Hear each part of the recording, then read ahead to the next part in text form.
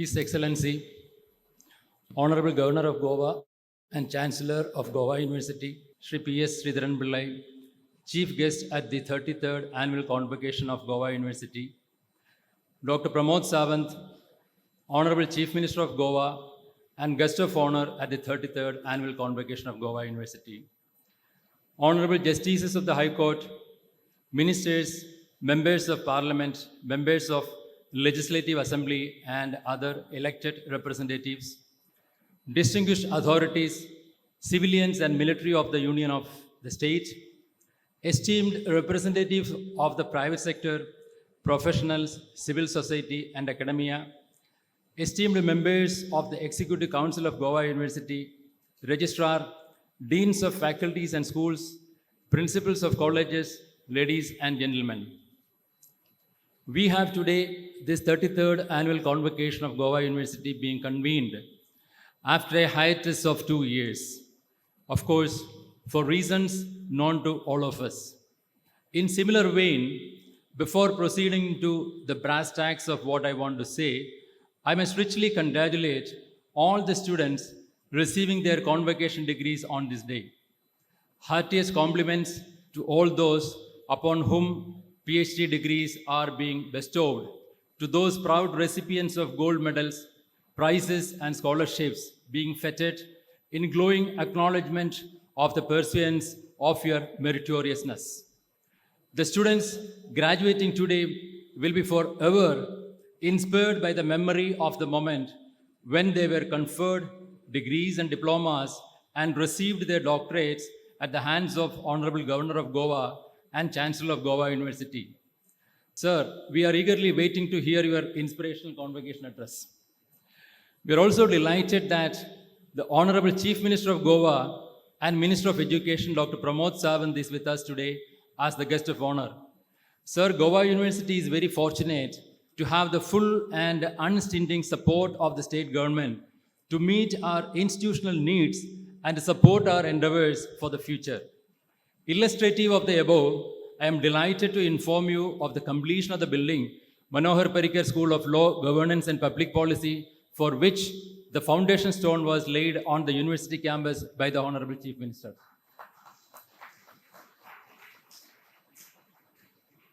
It gives me unremitting pleasure to recall that the university, which was established under the Act of 1984 and commenced operations in 1985, has across its relatively young existence and since its maiden convocation in 1989, been able to covet the exalted presence of distinguished luminaries adorning high constitutional offices as chief guests as its previous convocation in the form of former Presidents Dr. APJ Abdul Kalam ji in 2001, Srimati Pratibha Dev Singh Patil ji in 2009, Shri Pranab Mukherjee in 2017, and Shri Ramnath Kovind ji in 2018, former Vice President Shri M. Venkaiah Naidu ji in 2020, and former Prime Minister Dr. Manmohan Singh ji in 2007, to allude a select few. And it's in this tradition, we warmly welcome Shri P.S. Sreedharan Pillai, who is vested with the key responsibilities as Chancellor, an assignment which has a direct bearing on implementation of NEP for the emergence of an Atmanirbhar Navabharat of 2047. The Goa University is arguably the best small public university in India. Its uniqueness anchors in its innately multidisciplinary realms of teaching and research, its intimate pertinence in the locale, as also its regaling international visibility and traction, the latter attribute of which is made possible by the cosmopolitan character of the state of Goa that gravitates students to undertake curated study India programs and the ilk. Universities are living embodiments. They do not wither away, if anything, with the passage of time. They construe as richer repositories of experiences and outcomes, leading to etching word and traditions which are bequeathed to ensuing generations of faculty, scholars, students, and administrators alike. By the standards of many universities in the West, and certainly many within India, the Goa University is a relatively young university in inception for less than 4 decades. However, since its genesis, it has expanded organically in terms of the number of affiliated colleges, which stand at 62, and been progressively evolving on the dial in terms of the rising incidence of erudition programs offered, the academic disciplines across which these are executed, and the student strength underpinning these offerings.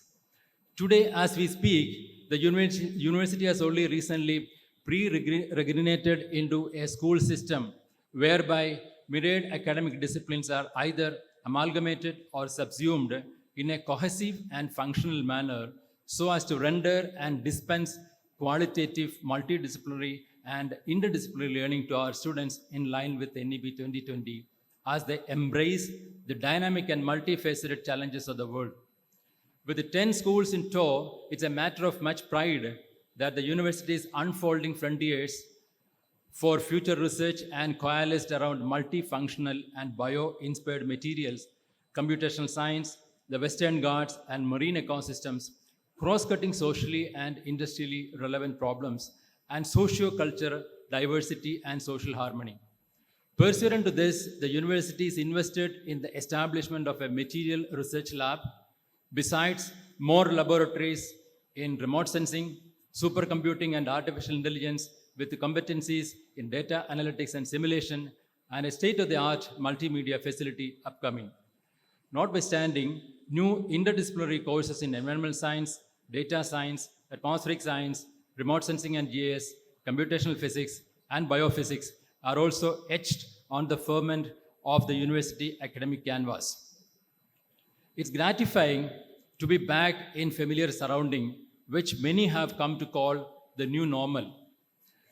These last couple of years have been harrowing in terms of rudimentary existence and wrenching socio-economic situations, but also scaring for human and communitarian interaction and socialization, all of which has taken a profound toll on all of us, but whose impact has been exerted none more so than upon our student fraternity in particular and the younger genre in general. Notwithstanding the unfortunate period that befell us these last 2 years, the indelible experiences have also constituted to being a great teacher, tectonically mutating espoused circumscribed perspectives, fundamentally showing up the limitations of many, an initiated process and forcing reconfiguration of the yardsticks of performance alike, not to mention that the compulsive transition to digitization and virtualized interface has been formidable to adjust to, but has opened up vast vistas of opportunity in the realm of education in general, but higher learning in particular. As has been famously averred, in every adversity, there resides an invariable opportunity to perform, to reform, and transform for the better. And it is in this outlook that we must all harbor and embed within us. We at the Goa University intend to redouble our efforts in fostering research clusters coalesced around foraging for practical, grassroots solutions to problems ranging from building qualitative human resource to preserving human health and replenishing biodiversity and the wider ecology, besides undertaking effective civic outreach through the raft of our Envision community outreach programs aimed at empowering varied sections of society for pathways to economic uplift and sustainable development. In this regard, there is no gainsaying that the recently unveiled New Education Policy 2020 by the Government of India, and I'm happy to assert that in consonance with the NEP and the distinguished mentions commended by the Honorable Chancellor and the Honorable Chief Minister of the State on this issue, we at the Goa University are trenchantly gearing up to roll out all pertinent dimensions enjoined within the NEP 2020 during the current academic year itself, while remaining tethered to 4 key pillars of access, equity, quality, and inclusivity. We also want to embrace the 5 dimensions of relevance, economics, innateness, innovation, and excellence. This implies working concurrently and assiduously along 5 trajectories, of bringing pioneering and futuristic curriculum content and teaching methodologies, enabling an ecosystem that can attract the best and brightest minds and talents to associate with the university. Participatory stakeholders such as the industry in lockstep with academia need to interface continuously and productively in ensuring that the modern day graduates and research scholars are equipped with the requisite skill sets which can make them not job seekers but, as the Honorable Prime Minister says, job givers but more so job creators. Hence, the amplified role of fueling the creative juices and spirits of young Indians to become entrepreneurs such that the next Steve Jobs or Elon Musk must emanate from India. As the Honorable Chief Minister has publicly stated, the state of Goa will endeavor to not only implement NEP in higher education to the fullest extent, but we at Goa University endorse his assertion of working with all industry associations, chambers of commerce, and corporate bodies to seed and enhance the skills of Goan students, whether in the STEM domain or in social sciences and humanities. In fact, I have taken the proactive step of requesting the faculty at each of the schools to frame at least one skill development and or entrepreneur course to begin with. Notwithstanding, we at Goa University recognize the fact that while the small, beautiful state of Goa may be better off in socio-economic indices compared to other peers in the country, nevertheless, bridging the digital divide by bringing inclusivity and equity to accessing education, which is the foundation to human empowerment and emancipation, as also a robust building block to a nation's destiny, is of vital importance. Hence, we have taken up the element of digital learning in a serious way through optimal harnessing of MOOC and SWAYAM platforms. The faculty at Goa University have shown much enthusiasm in enlisting courses to soon be recorded and uploaded for the wider benefaction of students across disciplines, collapsing time and space in this day and age of globalization. The STUL Department of Marine Science and presently School of Earth, Ocean and Atmospheric Sciences had already offered a course under the MHRD's NRC in Marine Science on SWAYAM platform. The Goa University has been a proactive exponent in embracing the Unnat Bharat Abhiyan of the Government of India, a human initiative that seeks to fructify rural development and transformation through the leveraging of knowledge institutions. We can say with pride that the university has adopted 5 villages across the state, 3 in North Goa and 2 in South Goa, and have been undertaking abiding activities that bring tangible value to the stakeholder constituency, such as the initiation of marine farming initiatives at Matkai village during 21-22, for instance. Notwithstanding, in keeping with the mandate delineated by the Ministry of Education under the aegis of the Mahatma Gandhi National Council for Rural Education, the university has also spawned the Social Entrepreneurship, Swachhata and Rural Engagement Cell, which since its reconstitution in 2021 has been functioning under 7 designated verticals of sanitation and hygiene, waste management, water management, energy management, green ecology, marine farming, and education outreach.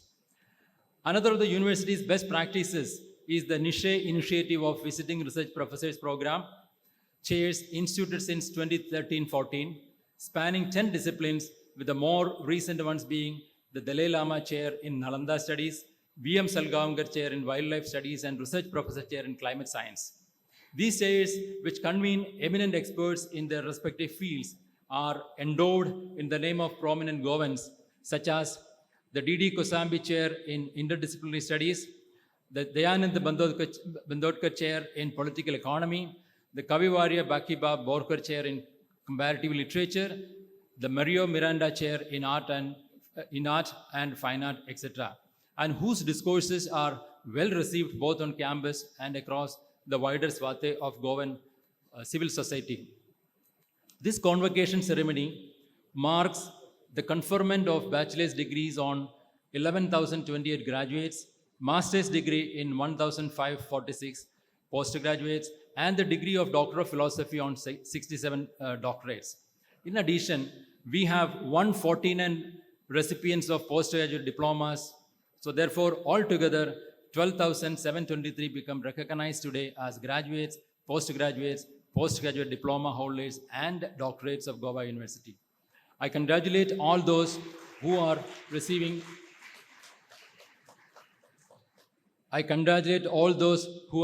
their hard-earned recognition. It gives me great pleasure to note that amongst those being honored are recipients of awards that include 71 gold medals, 73 prizes, and scholarships of merit that have been awarded in recognition of their excellence. My special congratulations to the recipients.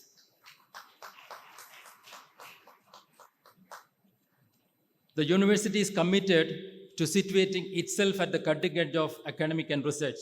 This is exemplified in some of the university's entities being recognized by the UGC under the SAP and DST under the FIST program. Furthermore, university faculty, individually and institutionally, are engaged in collaborative research with myriad national and international peer institutions under the aegis of more than 30 MOUs operational at various levels. The recently commemorated Amrita Mahotsav Varsh, 75th year of our independence, has been a moment to reflect and to redouble our efforts to accomplish the fruits of Amrita Kal leading to 2047, the centenary of our independence. For the university, the ensuing epoch shall be marked by 5 key parameters. These are radical internal restructuring, scaling up the number of students and faculty, augmenting core strength in high-quality natural science research, adding new branches of learning, and leveraging the locational attributes of the state. Thank you all for your kind attention. Dev Bore Korum, Jai Hind, Jai Gomanth.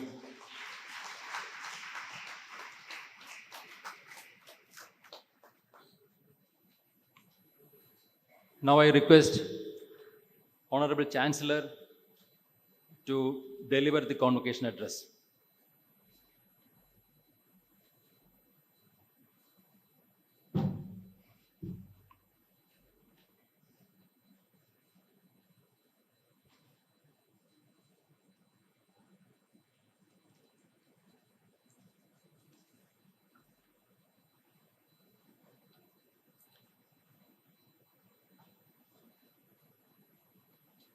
Honorable Chief Minister of Goa, dynamic Dr. Pramod Sawantji, respected Vice-Chancellor of this university, Professor Harilal B. Menon, Honorable Registrar Professor Vishnu Natkarniji, members of the Executive Council, Academic Council, Court, and other bodies of the university, deans, vice deans of the schools, faculty members, principals of colleges, recipient of degrees, award winners, dear students and parents of students, other distinguished guests, and my dear brothers and sisters. I am extremely happy to attend this function. This is an auspicious moment in my life. When I was a student, the degree of law, while the university was distributing, due to my over activities related to politics, on that occasion, I didn't attend that function. Now I am repenting. And anyway, Goa University is considered as one of the best universities in our country. Of course, there may be some drawbacks. That's quite natural. And in our assembly discussions, discussions are always protected under law. But it is stated that our university, some deterioration suggested by somebody, they have got the right to do that. But I would like to say that if a close scrutiny of things, our university is maintaining its standard and developing day by day. There was an amendment to the Constitution in 1956. In that constitutional amendment, our constitution stipulates that mother tongue should be given the first priority. That is called 250 or 350A, subject to correction I am saying, of the constitution. So an amendment on the basis of experience in independent India, we made the amendment. But whether that amendment was carried out, implemented properly, that's a question I don't want to answer. But I can say one thing. Our university and I put a suggestion to Vice-Chancellor and other officials of the university that Konkani language is an ancient language, beautiful language, and lot of literary works are there in that language.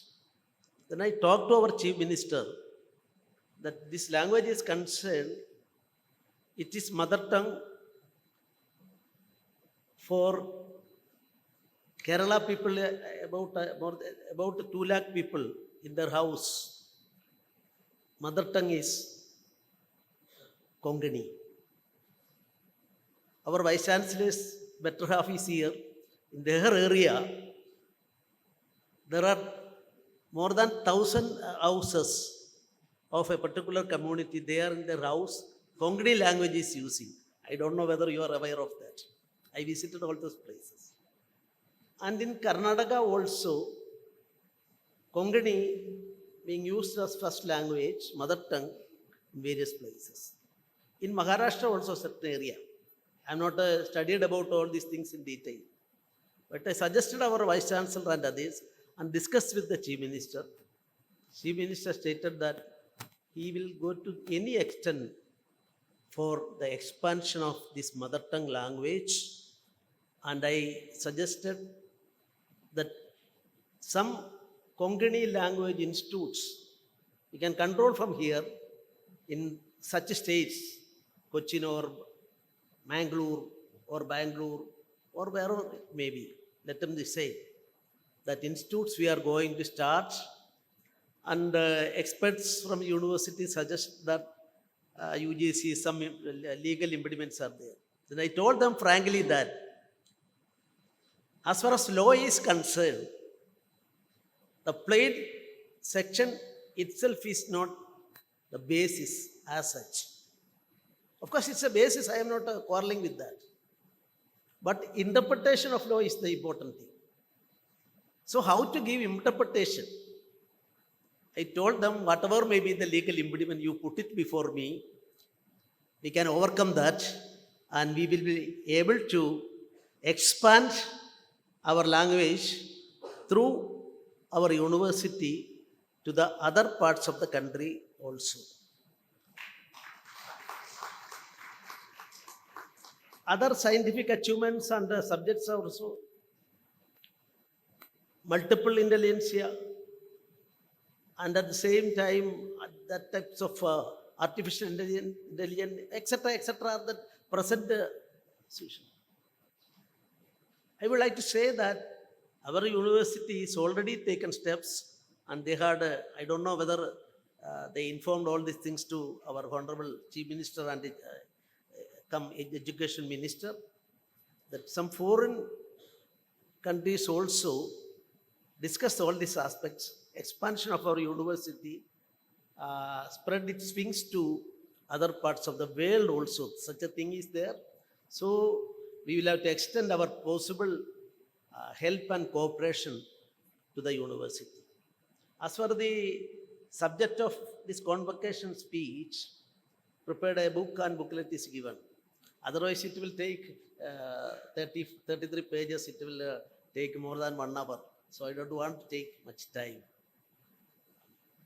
One thing I would like to present before this august audience, that Atmanirbhar Bharat. Atmanirbhar Bharat consists of 3 concepts. Atma. Nirbhar also the same Sanskrit concept, Hindi concept, and local language concept is same. Bharat also the same concept. So three aspects are there. When I go through, and when I had occasion to go through these aspects, so where we were at fault about 300 and 400 years back, so we are, as an independent Bharat, our entire idea during the time of our freedom struggle, and especially mentioning the freedom struggle in India, other than Portuguese province of this Goa, Pondicherry area, French domination was there. But other parts of the country, of course, British control was there. And in many aspects, we were considered as slaves. To correct that aspect, there is specific purpose. I am not going to the political aspects of anything, because as a governor, I am not expected to talk anything about politics, especially partisan politics. So the aim of our Gandhiji, when he took the leadership of Indian independence, he stated, "My freedom." Everybody was celebrating freedom in 1947, August 15, in the jubilant mood. Gandhiji was away from Delhi and he was with the village people. Then at that time, he has given a definition to his concept of freedom. That concept of freedom, the minimum thing should be guaranteed for the last person in the queue of development of this country. Then only freedom is a reality to me. That was Gandhiji's concept. And Gandhiji, when in 1930s became a national leader, he stated that each and every freedom fighter should devote time and their life for three freedoms. What is political freedom? Of course, 1947, India got it, and part of India, Goa, got it in 1961. So now we are having political freedom. The other two freedoms also equally important according to Gandhiji. In 1930s, the Congress party's documents, if you go through, we can see that every worker of freedom should devote time for social freedom as well as economic freedom. That was not a mere resolution or mere statement by Gandhiji. Introduced so many things. I am not going to the details. Harijana Uddaran, Pandi Bhojan. For equality, everything was done by each and every freedom fighter should every day do that. Then Gandhian economy also. Grama Swaraj concept. What happened to that aspect is a political subject. I don't want to, I have got my own opinion. And I don't want to be a part of such a discussion. I am, as a governor, I don't want to go at this stage. What happened to our country? Gandhiji appointed one of the important political leaders, a powerful leader, as the convener for implementing his economic approach, Gandhian economics and other things. Later, Pandit Deendayal Upadhyaya also followed that. Even in Ram Manohar Lohiya's economic concept also, even that socialism is interpreted by him in such a fashion. So the national level, that is the basic concept. But in 1950, one word I want to say, instead of Gandhian economy, the concept of our forefathers, we adopted Russian planning. I'm only confined to that aspect and I'm stopping there. Then can we say any of the five-year plans achieved its target? That also may be discussed by the students and economies of our country. In such a situation, if you a close observation, close study of Atmanirbhar Bharat, we can say a country is again we want to our Bharata Varsha, including all the people, no discrimination against anybody. Such a country is in the mind of our national leadership. I'm not mentioning any political party. In our national leadership and Atmanirbhar Bharat, we are trying our level best to achieve that goal. Recently, so many fields. I don't know whether if I am going to the details, some political dispute may be there. I don't want to go there. Of course, according to the latest, if you search with respect to economic position of the countries, 5 years back, we were the 6th economic power in the world. You just look into the recent study, not by UN. UN study only after its final result come. Now we are the 4th economic power in the world. I'm very happy to say one more aspect. Till the recent past, Britain was the 4th or 5th economic power in the world. Now we bypassed them, and our country became 4th, and UK is the 6th now. My happiness is that in 1834, one person from UK willfully committed a forgery to us. Not only forgery to us, to the entire world.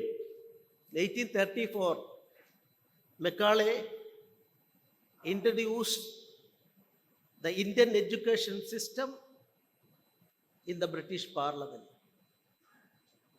Prior to that, in 17th century starting, East India Company came to us. They conquered, day by day are doing. Britain was very much conscious about the social setup of India. Indian villages are united. People from various walks of life, they were together. How to defeat India, how to divide India. They were very clever. The British Parliament,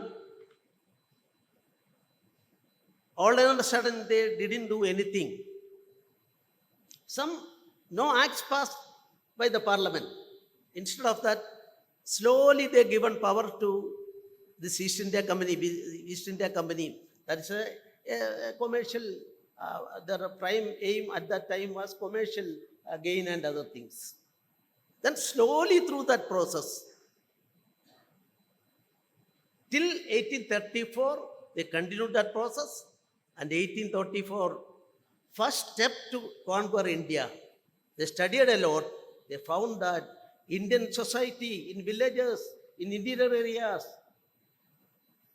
in various, not Rajavamshams and other things, their concept was, it is not easy to divide Indian society.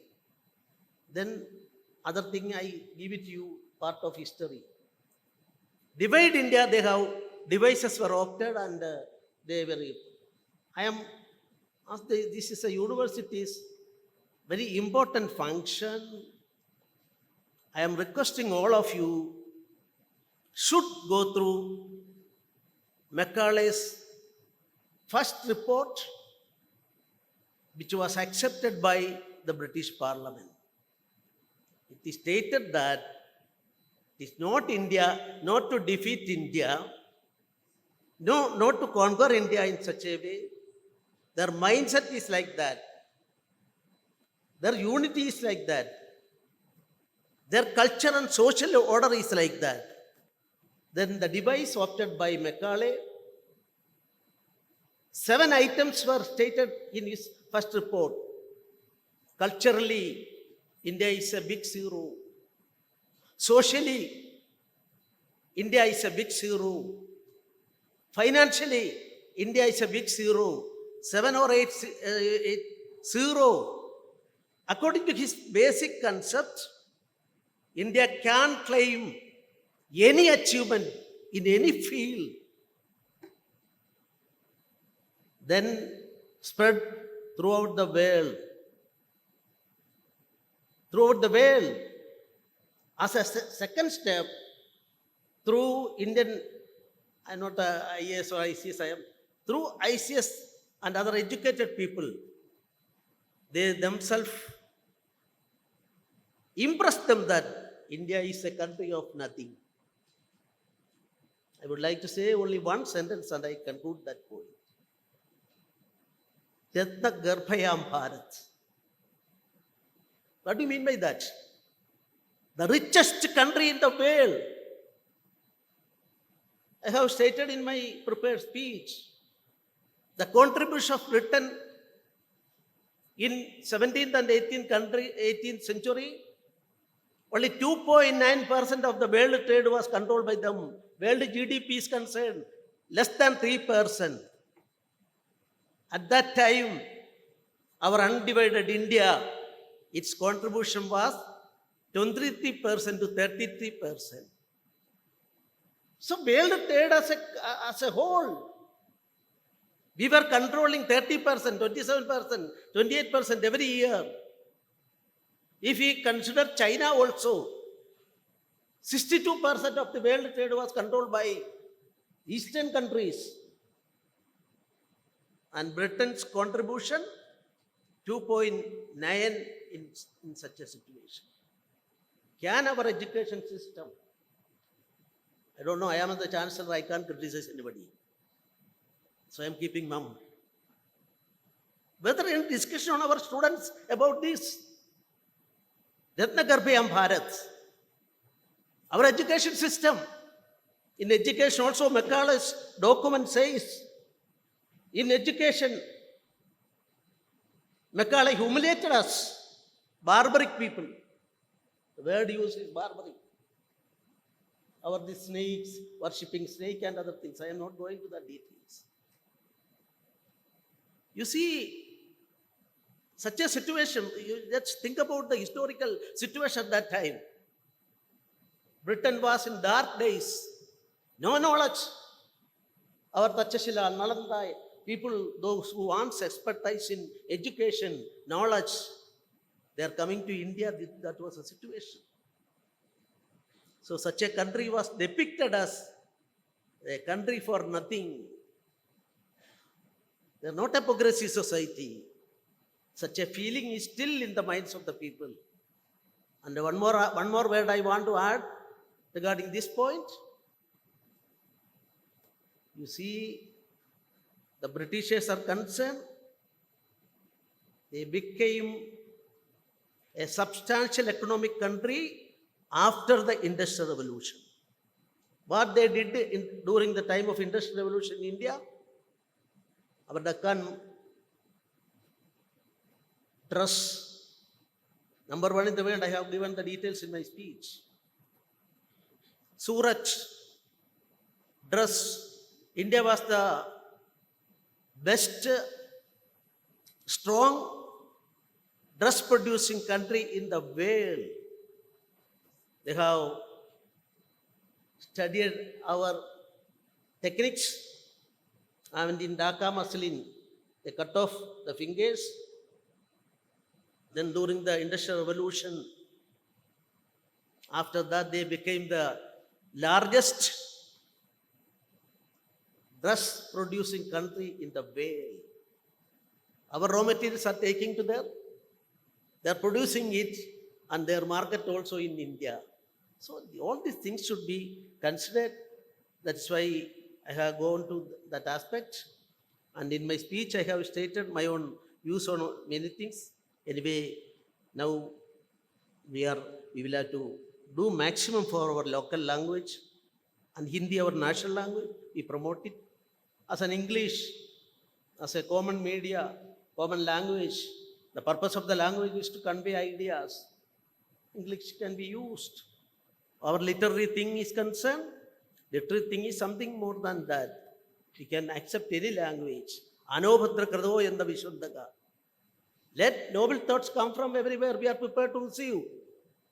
Our mind is not closed. We are not against anybody. And that is why I would like to say one thing you will have to bear in mind. In 1947, our country was divided.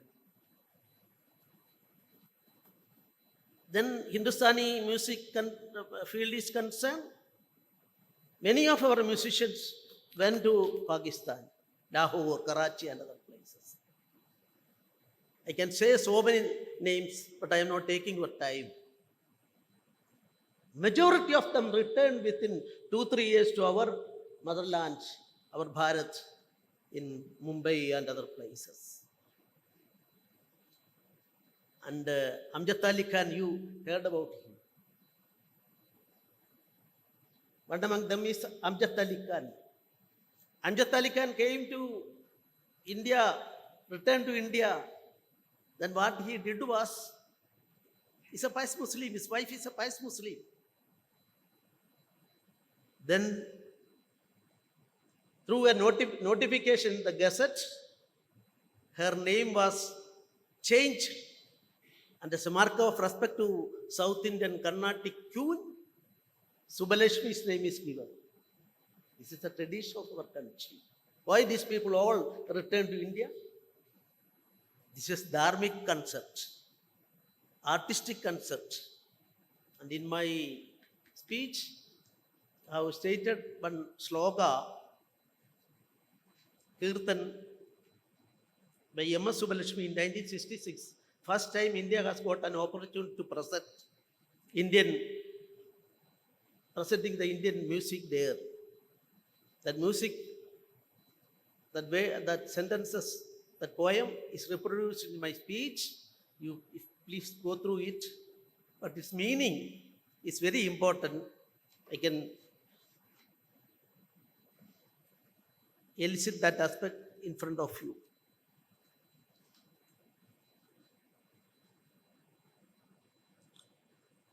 Last sentence, Shriyo Bhuyat Sagala Janana. So we are always thinking like that. We are not confined to our state or our country alone. But Shreyo Bhuyat Sagala Jananam, who has written this poem also is very important. First poem presented in the UN in 1966 by Bharat Ratna, our M.S. Subbalakshmi.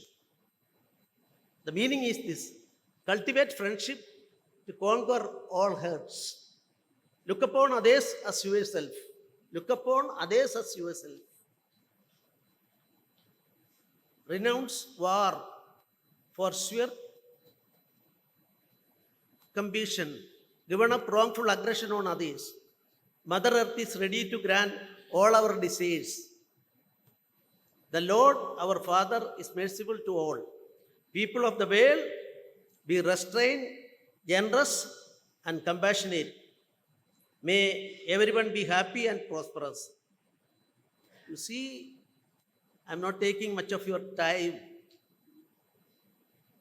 The present entire problems facing by us, human beings, solution is here. With respect to nature, Mother Earth is ready to grant all our desires. In one way or other way, Gandhiji and Pandit Deendayal Upadhyaya also stated, desire, not greed. Mother Earth is ready to grant all our desires. Lord, our Father, is merciful to all. Loka Samasta Sugino Bhavantu and other things. People of the world, be restrained, generous, and compassionate. May everyone be happy and prosperous. So, these types of things are there. Who wrote this poem? Shankaracharya of Kanchi, her guru, written this poem. She sought permission for going to UN in 1966. Then he prepared this poem and presented it to her, and she presented and conquered the world. I'm very happy to be with you now. And as far as education is concerned,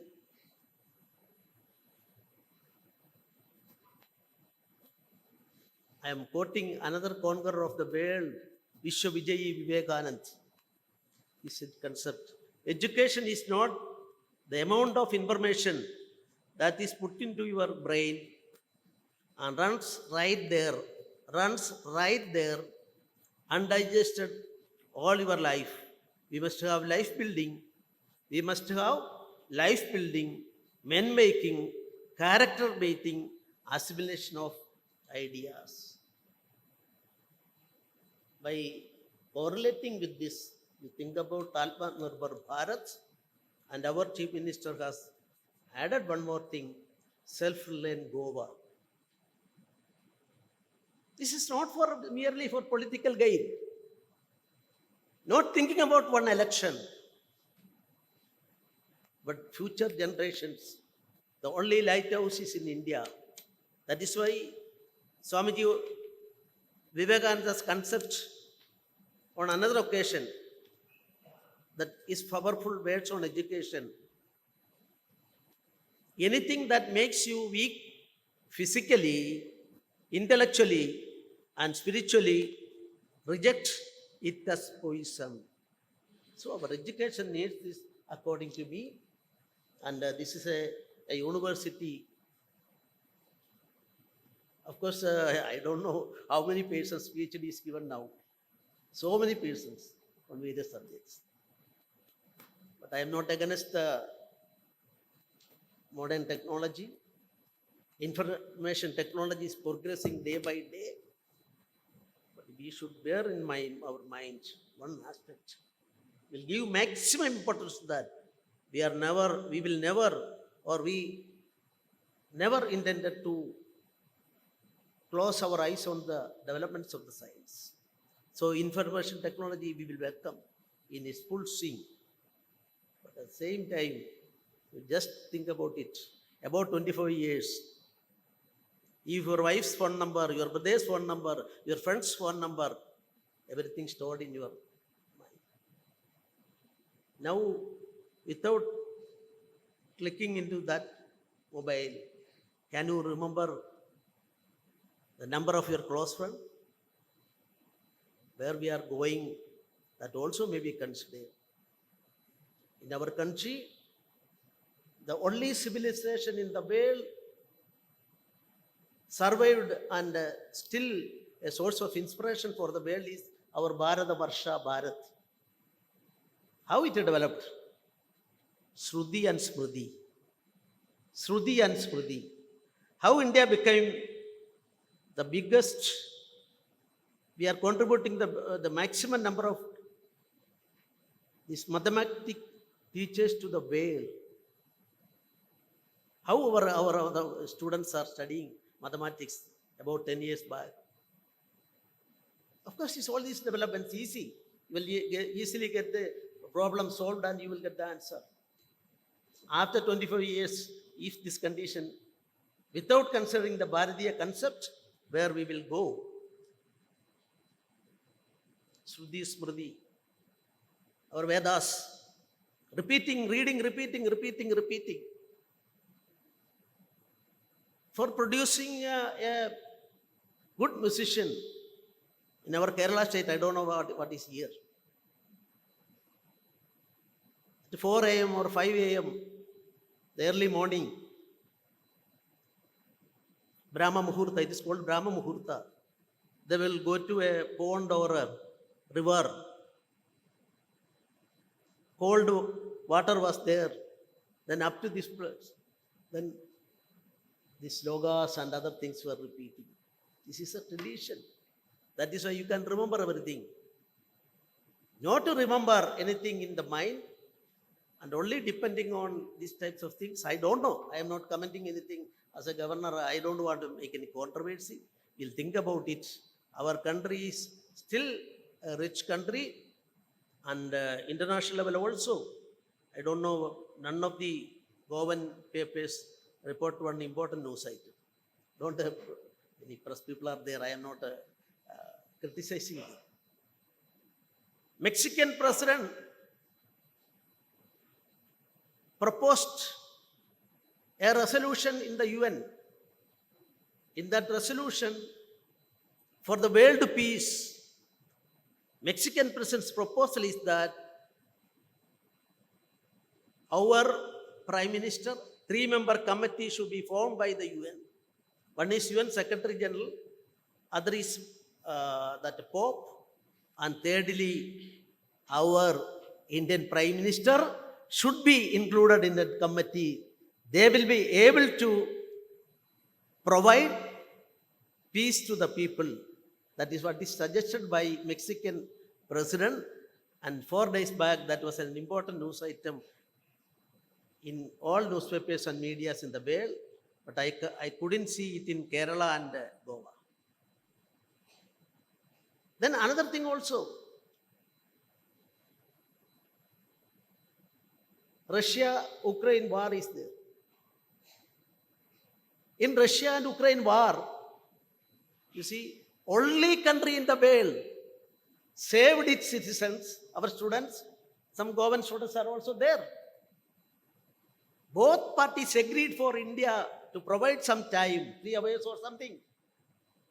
With the consent of both these fighting forces, Indian Prime Minister or Indian setup is in fact able to win over both countries, and we safely accept one boy from Karnataka. About 20,000 people were safely reached India, including Goa. This is our reputation in the world. And I am told that in some other paper I read that Pakistan students also saved themselves from that warring area by using Indian flags. So such a situation is there. We will all, I am not finding any plus point to any political party or any setup. But freely think about all these things. And university is molding the new generation. So inculcate all these things. I don't know whether it is in the curriculum of the university and other things. I leave it to you, sir. I am only a formal head. So you think about it, and let us hope the best. And I am congratulating all the students who received their degrees today. And may God bless you. Thank you very much. Jai Hind.